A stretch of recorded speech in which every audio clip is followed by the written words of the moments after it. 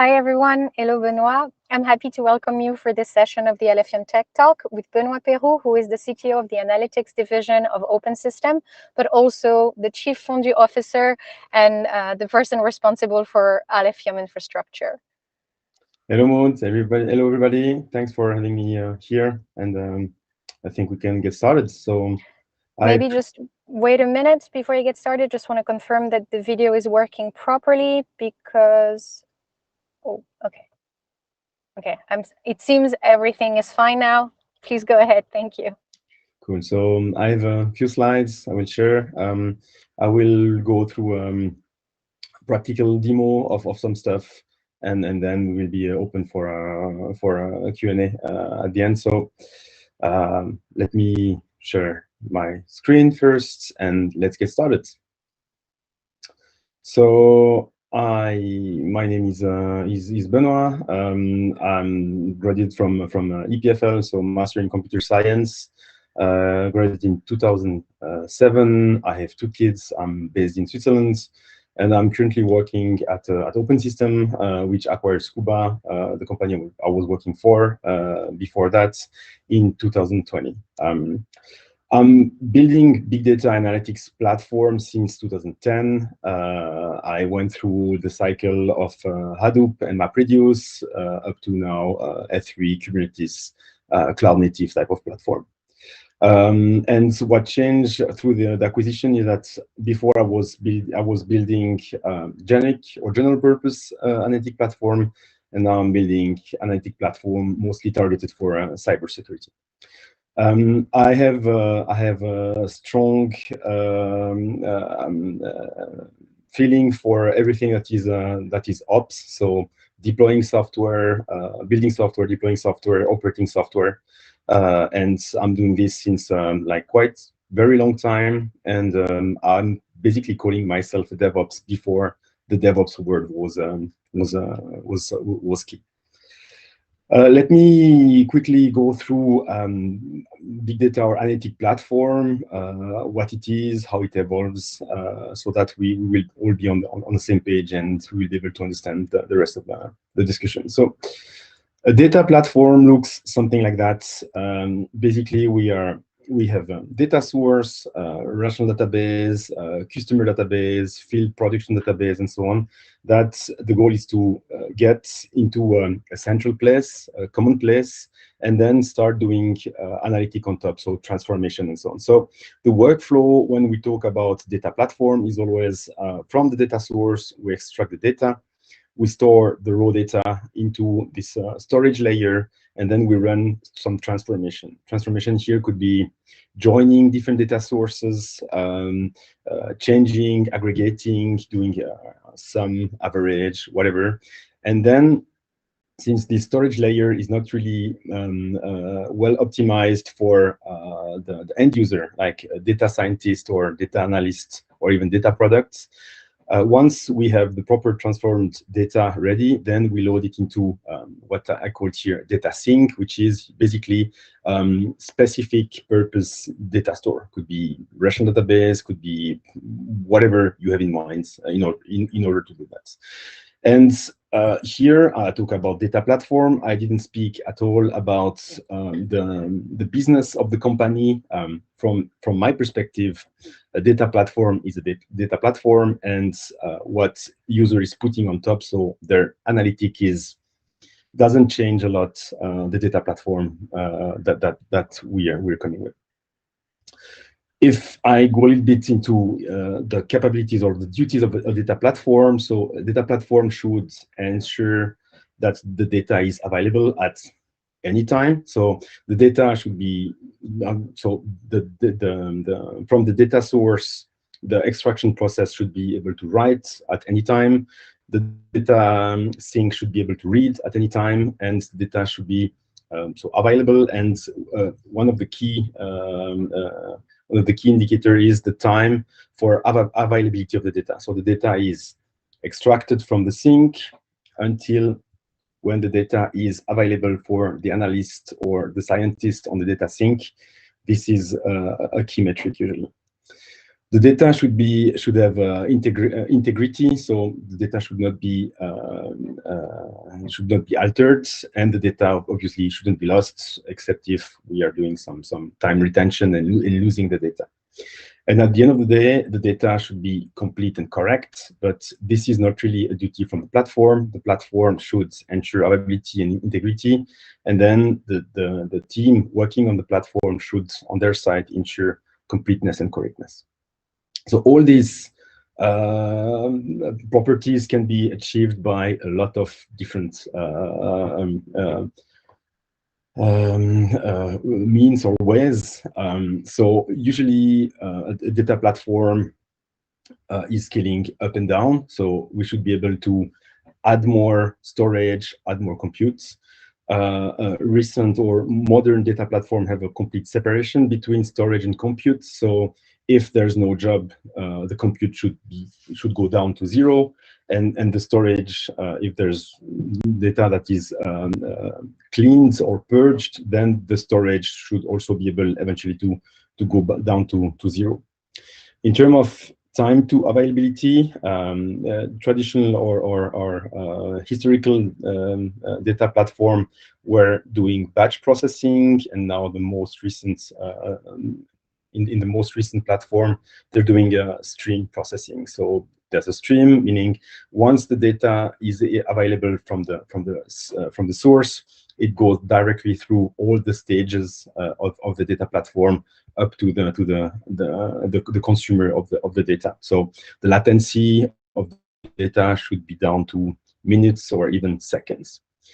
A good data platform can also provide data provenance, data lineage, so where the data comes from, where the data goes, and so on.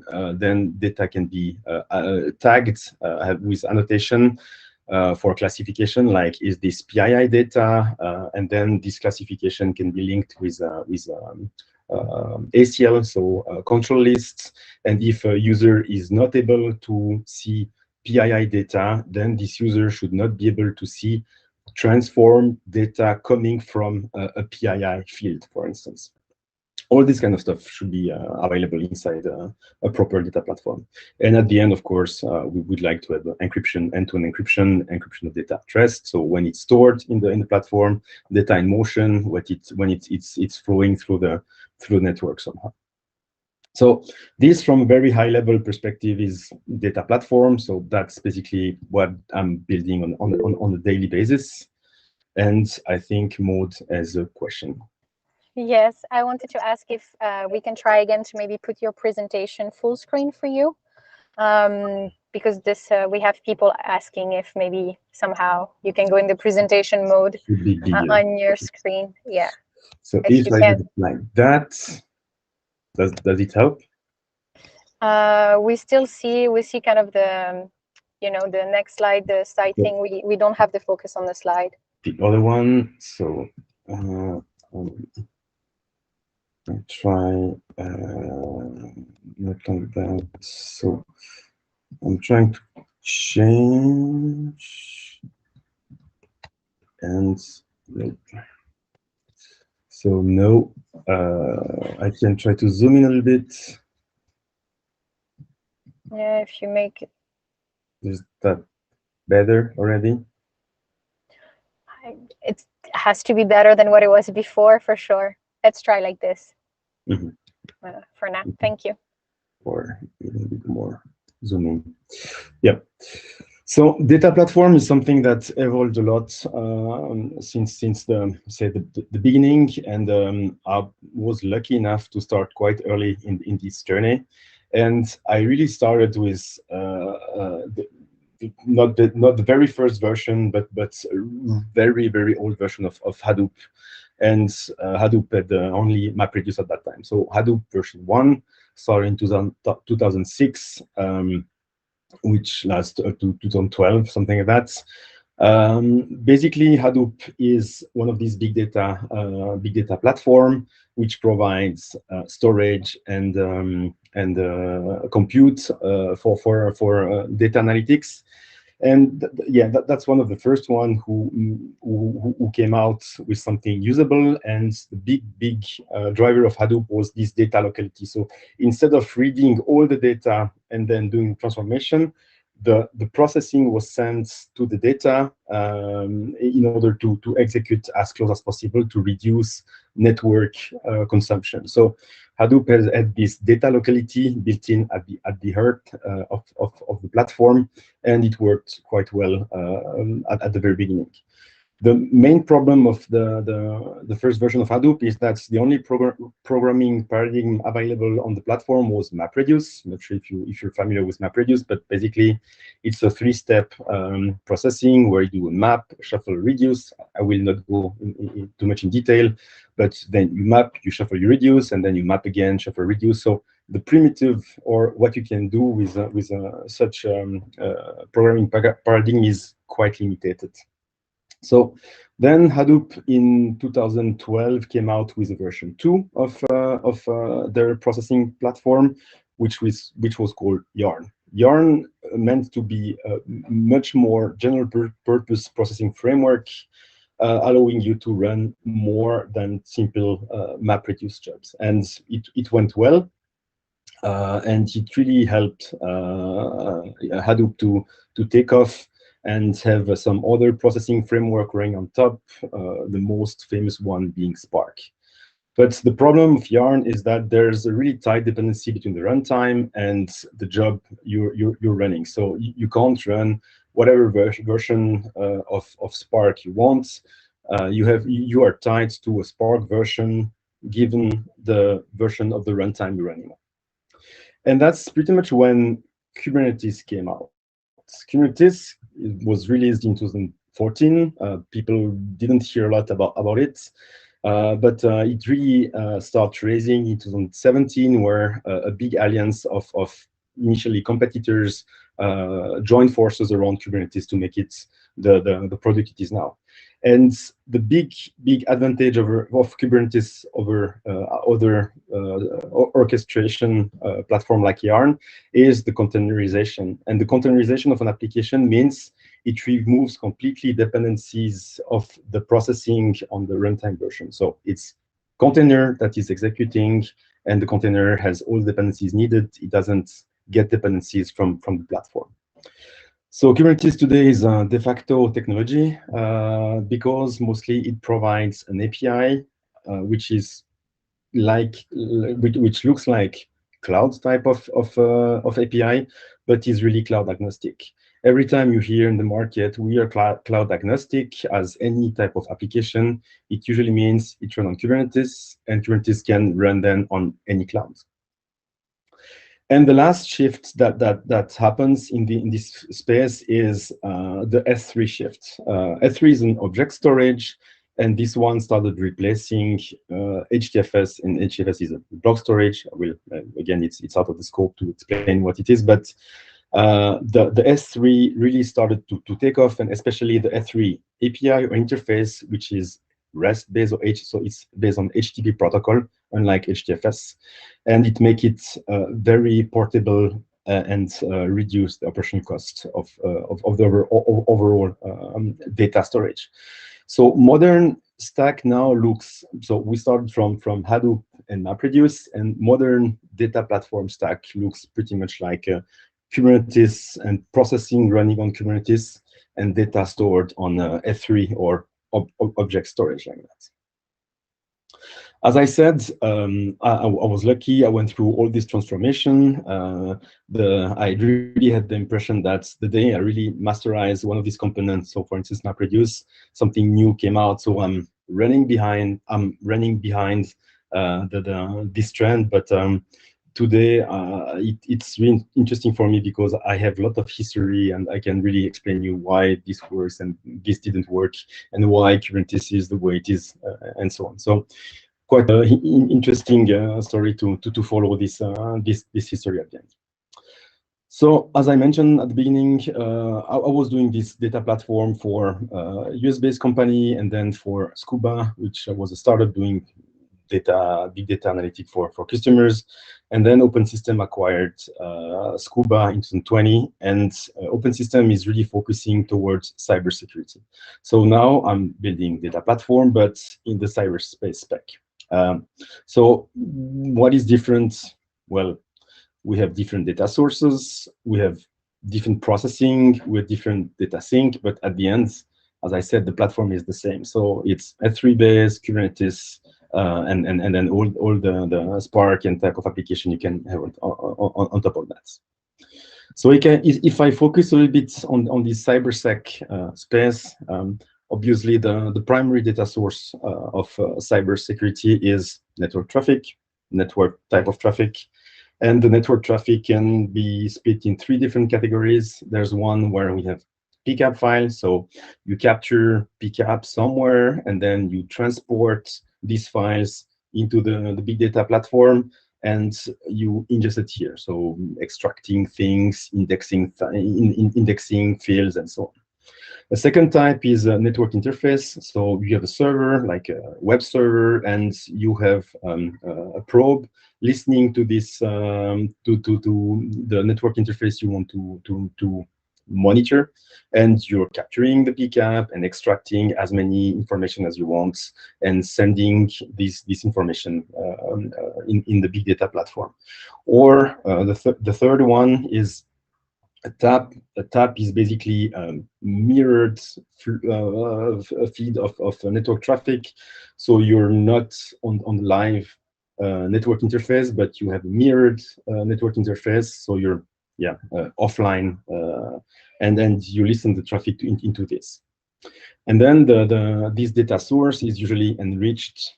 Enriched is joined basically with any other external data source that you can think of.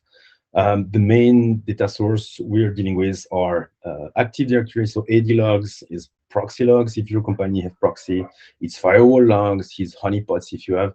And then it's all these threat intelligence feeds where you have companies like Cisco that publish list of what is called IOC. So basically IP address used by malwares, attackers, and so on and so on.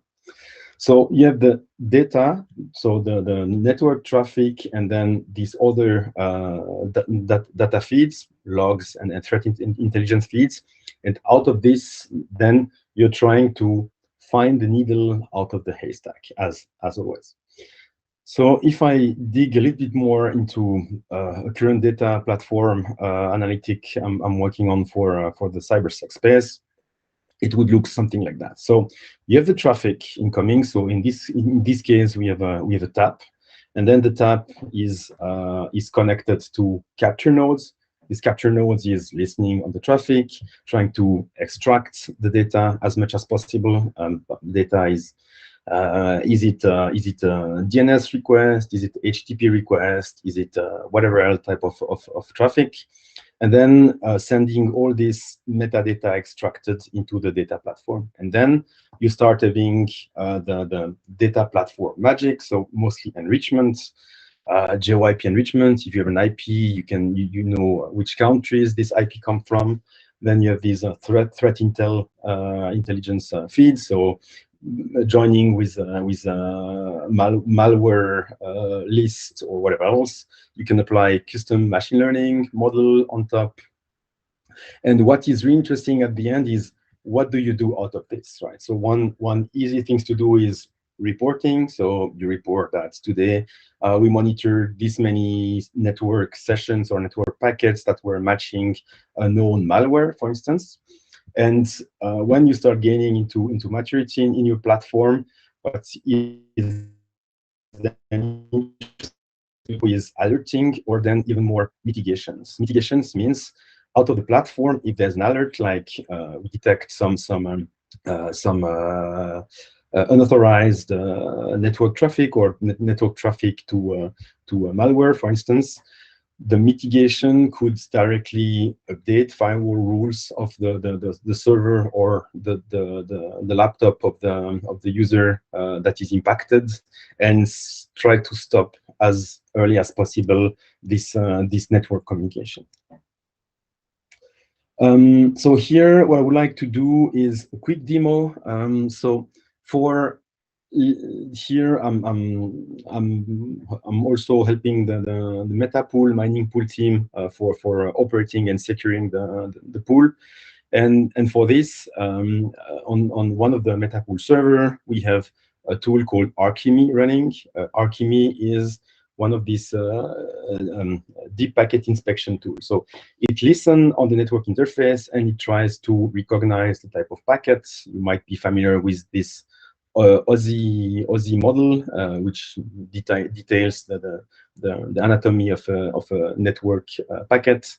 And the idea is to go as up as possible. So if it's HTTP traffic, what is the request, the page you're trying, this request is trying to reach, or if it's HTTPS traffic, what is the certificate that is used in the HTTPS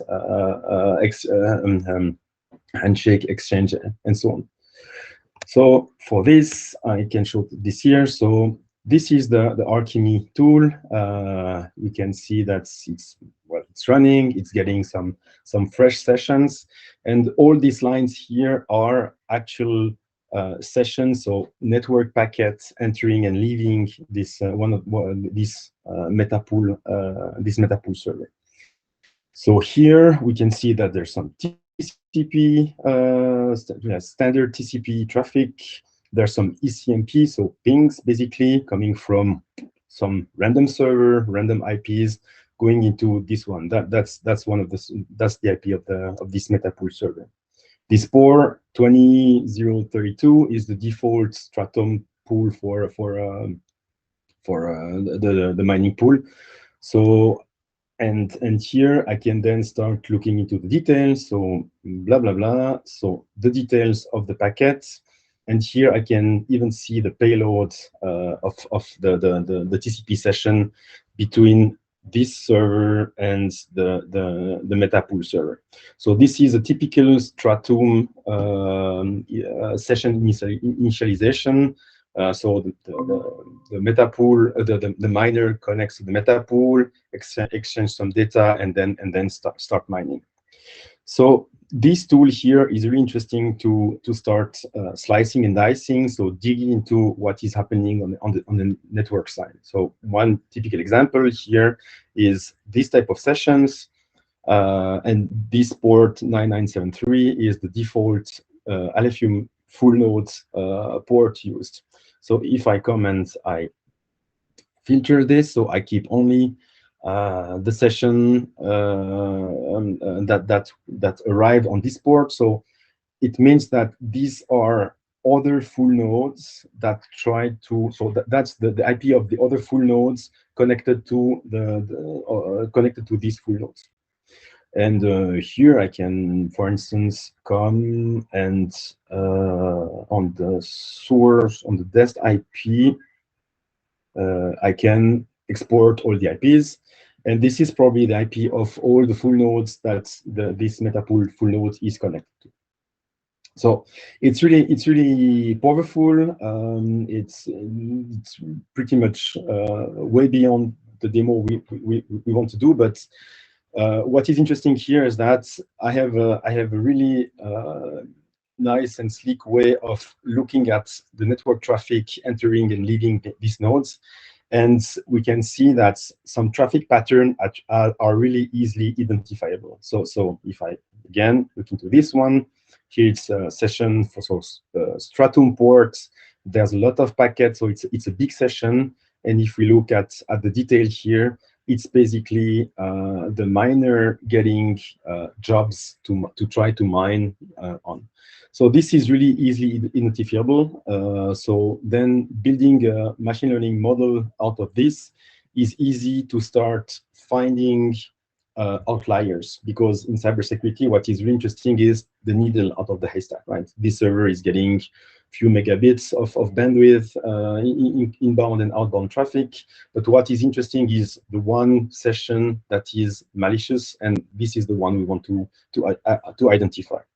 And this tool helps really identifying all the normal session, all the normal pattern, which will then help building a model to start finding the outliers. So again, that's my daily work, slicing, dicing, trying to find a hidden needle in the haystack.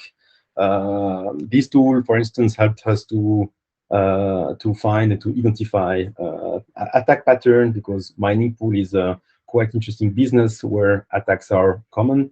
Because if your pool responds slowly, or even is getting a DDoS, so is out of order, then the other miners on other mining pool have more profitability. So apparently, is a game in the mining pool business. You have a pool, and you probably have a team dedicated to operating the pool, and you have a dedicated team dedicated. You have a team dedicated to attacking other pool, just to maximize the profit of your own miners. So that's pretty much it for the demo. So yeah, as I said, I'm working really hands-on into the cybersecurity space, helping companies to find outliers, find attacks or malicious network traffic on their own network, and obviously I'm applying this on my daily basis. So now if I switch a little bit to what I'm doing on the Alefium project. So an Alefium project, you might have understood, but what I'm doing is building the infrastructure and maintaining the Alefium infrastructure. And as part of the Alefium infrastructure, there are few components which are basically listed here. All these components listed here are open source. There's actually the GitHub repo here, and I have four categories here. There's the Alefium full nodes. That's the one hosting the chain, collaborating, discovering peers, and building really the blockchain network. There's where we have the groups, the shards, the transaction happening, and so on. The second group here is the Alefium Explorer. So the Explorer is this nice UI you can go into, explorer.alefium.org, which helps you navigating through the wallets and through the transactions. The Alefium Explorer is based off three components. One is the front end. It's here with the link here. The second one is the backend, so the REST API serving the front end, basically. And the data is stored into a Postgres database, which is an open source component, but not really maintained by us. The third component out of the Alefium infrastructure is miners and mining pool. And here again, we have some repos. I pointed a few. The standalone GPU miner, or the reference implementation of the Stratum mining pool, which is here. And that's the one listening on port 20,032 that I showed in the UI before. And the fourth part of the Alefium infrastructure is the wallet, so like what the end user use and see at the very end. So if you think a little bit, it looks like an iceberg. The wallet being the visible part from a very end user perspective, and the full node, Explorer, and mining pools and so on being underwater, unseen from the end user. And that's usually the case in every blockchain. So if I dig a little bit into all these components, well, all the three components composing infrastructure, we have first a full node. So the full node is a standalone Scala, so JVM-based application. And we have multiple Alefium full nodes running out there, some of them being well-known and referenced as Bootstrap full nodes. So when we started the blockchain, we started with one full node, the Bootstrap 0, and this one was the first one setting all the Genesis blocks. And then we started the Bootstrap 1, 2, 3, 4, 5. We have 6 Bootstrap nodes, and these started forming the quorum and the first blockchain cluster at the very beginning. Now, every time you start a full node on your own, these Bootstrap nodes endpoints are hard-coded. So that's usually the first one into which your full node is connected to. And from this one, it discovers other peers and it starts connecting to all these other peers. So nothing really fancy here, except that we have geo-distributed full nodes. So we try to have full nodes on every continent of the world, and we have like full nodes running almost everywhere on Earth, which is cool because it's mostly for reliability of the chain, and also to be as close as possible from the end user in order to provide the good response time to the chain. At the very beginning, we started some miners alongside the brokers, which we then stopped once we reach a certain threshold of hash rate. So as of today, the Alefium team is no longer mining at all. It's only community mining at the end of the day. On our side, so I spoke about all this Kubernetes orchestration and so on, but the full node, we wanted to keep it as simple as possible. It's running in a Docker container inside the VM, but there's no orchestration, nothing. So it's really keep it simple type of deployment, listening on port 9973 in order to find peers, get discovered, and so on. And that's pretty much it. So nothing really fancy on the Alefium node except this geo-distribution. The Explorer is what I would call the somehow typical three-tier HTTP application. So there's an endpoint like wallet.mainnet.alefium.org, or backend, or Explorer. The Explorer one, I can quickly show. So Explorer.alefium.org. That's the front end serving an HTTP website, and then the website to display the blocks or the number of transactions and so on, calling the backend, which then look into the database to find the required information. The Alefium, or says the mainnet Explorer, is using multiple Explorer backends configured as read-only, so only reading data from Postgres replicas. And then we have one specific Explorer backend, which is configured in read-write modes. And this one is listening to new transaction and new blocks on the full nodes and synchronizing on the Postgres Postgres master. All these are load balanced through multiple instances.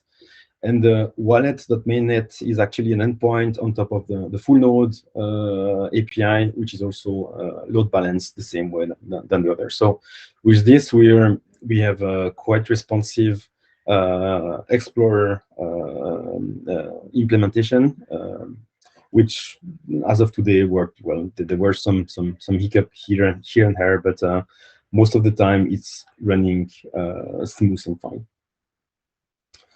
And the last part here is the mining pool. So I showed a very brief example of the meta pool, but basically meta pool is based on this reference implementation of the mining pool that we provide as open source. The mining pool needs to be connected to full node to get shares to mine, and then sending the shares to the miners. Miners can run HiWes or any type of mining software. And the mining pool is using Redis as a persistence at the end for itself. So not a lot fancy. And then here, I mean, I will not go too much into detail. Most of the detail are really mining pool specific, and I can't speak for them. It's really their own internal detail, how they implement it, how they protect it, and so on. And in addition to all the open source thingy we have some stuff which are more Alefium specific. And one is the monitoring. So we are monitoring the blockchain, we are monitoring the full nodes, we are monitoring the Explorer, and so on. All this is visible on the status page. We have status page per chain, one for the mainnet, one for the testnet, and one for the global, where everything is summarized and listed. And the monitoring is mostly based on the Prometheus stack, and then we have Grafana dashboards, alerts, alert manager, alerts dispatched through Slack channels, and some other in-house tooling in order to mitigate some alerts directly and automatically. And one of the last parts of the Alefium specific is the archives. We do have archive nodes where we are storing the full node data. The rationale behind that is to be able to speed up the bootstrap of a full node, so you can download from this a snapshot, like a recent snapshot. We're doing a snapshot once a week, so a recent snapshot of the state of the blockchain, and then you start syncing from the snapshots, which then helps you bootstrapping a full node within minutes, like half an hour, instead of several hours, like it was the case before. And that's pretty much it on the Alephium infrastructure and on the cybersecurity space in general. I'm very open to any kind of question which are infra-related topics. Yeah, so just for the people watching us, you can either ask the question directly on YouTube, or you can ask them on Discord, and we will relay them for you here. If there's no question, I'll start with one. Benoit, first, thank you so much for the presentation. Welcome. And my first question is, why did you decide a black hat? Or maybe are you also a black hat at your free hours? Well, that's an interesting question, and if I were a black hat, I would probably not tell you that I'm a black hat. I actually did my master thesis within the security fields. I did some reverse engineering of set-top box, so satellite receivers for a broadcast company, and I really fell in love with cybersecurity. It's really exciting to work into this. It's a field which is in constant transformation. That's one of these theft and police game always. You know, it's the hackers find something new, and then the defenders have to update and so on. But at the end of the day, it's really, in order to be good at cybersecurity, you need to have a very good understanding of every component of the computer. And obviously, I did, when I was younger, I did some black hat related activities. I remember in the city I'm living, there were a poll to define the name of the theater, and it was like a simple web page.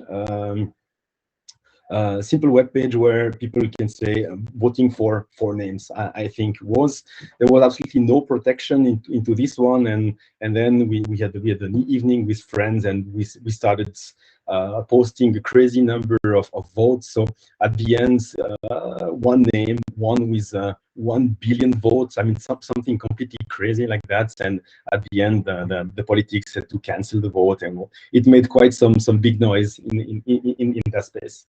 But no, I'm not really attracted by the dark side of the force. I prefer staying under the lights. Thank you. That is interesting. Thank you for sharing this. I have a very concrete question from the community. What's the Postgres table structure at Alefium? That's a very nice question. Thanks, Nicola, for asking. Actually, I'm not the one writing the backend, so I'm not the best one to answer this question. But it's a typical relational database with where we have blocks, transactions, wallets, and so on.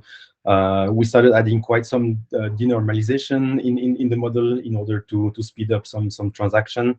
But yeah, the best one to answer is Simon or Thomas, or like the backend dev team. I think this question was asked on Discord, so we can have the team member that is focusing on this answer directly as well. Mm. Thank you.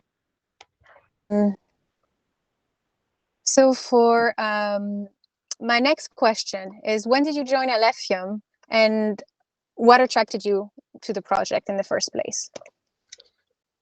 I joined Alefium, I think was on May, June 2021, if I'm not mistaken.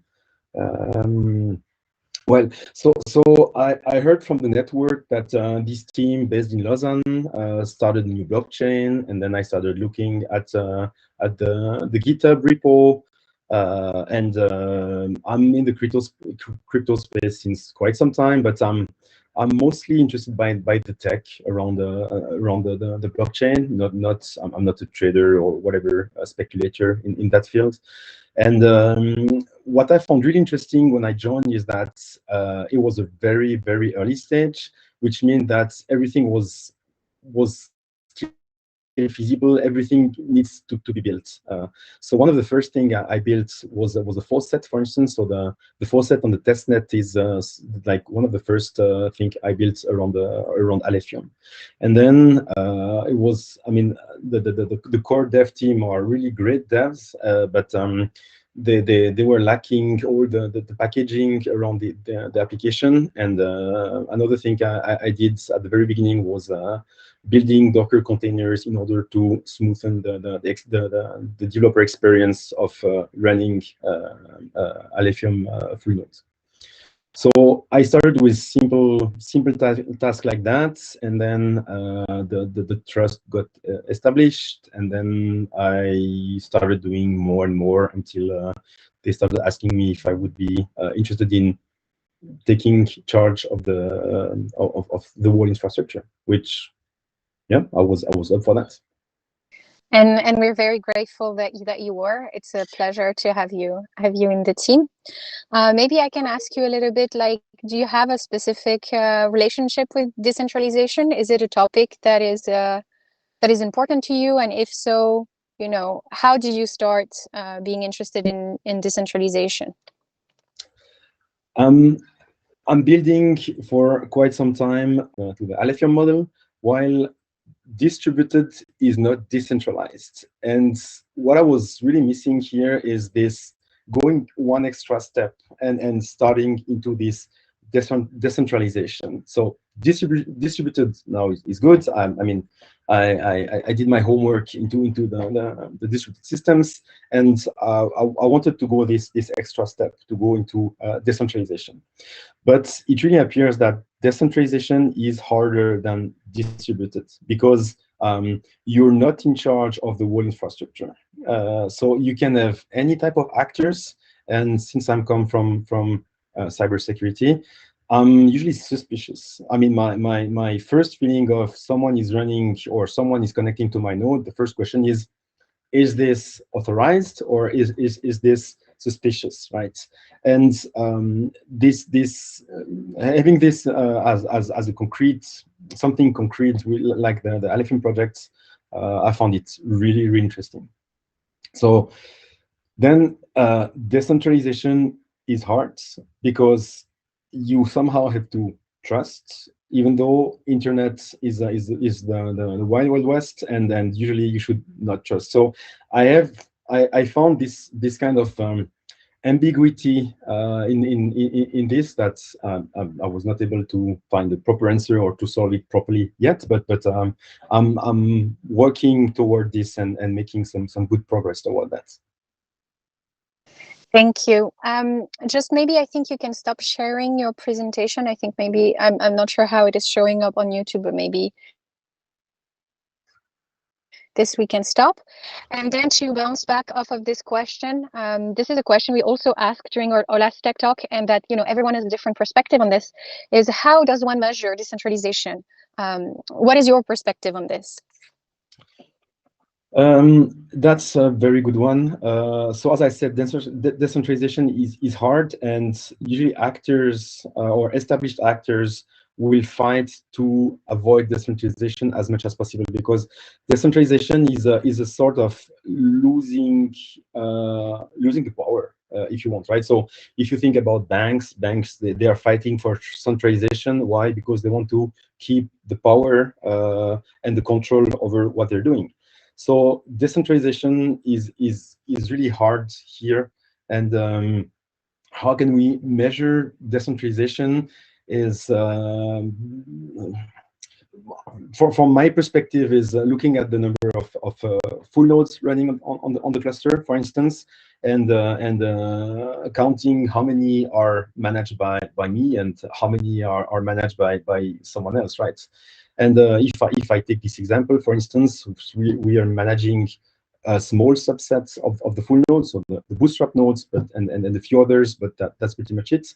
And I'm pretty happy to see that on the Alefium side, the decentralization works pretty well, I would say.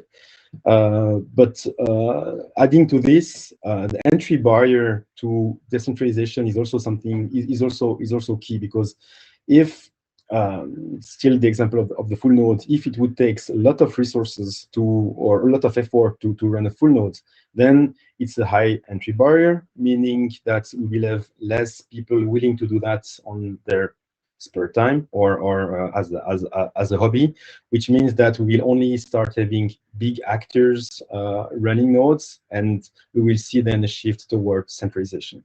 So centralization for me is a trade-off between again trust, but also low entry barrier in order to allow anyone with some goodwill but not too much skills and time to start contributing with in the ecosystem. Thank you for your perspective. And to join a little bit the two topics of this call, of this talk, which is decentralization, but also cybersecurity. Do you think that cybersecurity services can be decentralized efficiently? For example, could you build a decentralized Cloudflare? Yeah, that's a tough one. So Cloudflare is a typical distributed but centralized service, right? And as I said, and I'm restating this, building a true decentralized system is hard, and it doesn't fit all the use case. We are running Alefium nodes on Flux, for instance, and Flux claim that they're doing decentralization, but in order to access their service, you still need to go through a single entry point, which is managed by Flux, right? So having everything decentralized without any single point of failure or any single bottleneck, so managed by someone specific, it's very hard to put this. So building a decentralized Cloudflare, from my perspective, is really hard as of today. I would love to find the solution to do that, and you will have to fight against big actors that will, on their side, fight to try to bring this back to a centralized model because they want to keep the control or to gain the control. Thank you. I think I will ask one last question and we can end this call on time. So to follow a little bit with your previous answer, so even decentralized blockchain have to rely on some central infrastructure or services. Your mobile phone is still in the vehicle. Such as Bootstrap node, like you mentioned, wallet backend, and knowing, kind of these concerns that you expressed just before, what Alefium can do or what is planned for Alefium to improve decentralization with regard to those points. Yeah.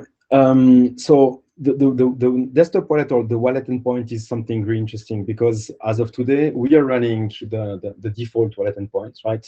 But since everything is open source and the level of packaging and then the entry barrier of running these components decrease over time, then anyone can have its own or even its personal wallet endpoint, right? So in order to avoid centralization in this kind of topic, the entry barrier and the developer experience or the non-developer experience should be as good as possible. So the entry barrier should be as easy as possible for that. And I mean, we are working toward this direction on a daily basis. We are putting a huge effort on packaging, writing documentation, making this as smooth as possible in order to have even, I mean, I would love to have my mother running a wallet endpoint on her laptop if she would be needed. Well, thank you so much. If there's no other question at that point in time, I will still ask you, is there anything you want to add? Any topic, maybe something you want to add to the conversation? No, so thanks for your time. And I mean, I'm really proud to be part of the team. The team is absolutely awesome. We have really, really great person everywhere within the team. It's a big pleasure to be part of this vibe. This is a shared feeling. We are all very happy that you're part of the team. Thank you so much for taking the time to present to us also your, let's say, your main activity and also your work within Alefium. And thank you everyone for tuning in for this Tech Talk edition. Have a nice evening. Thank you. Bye-bye.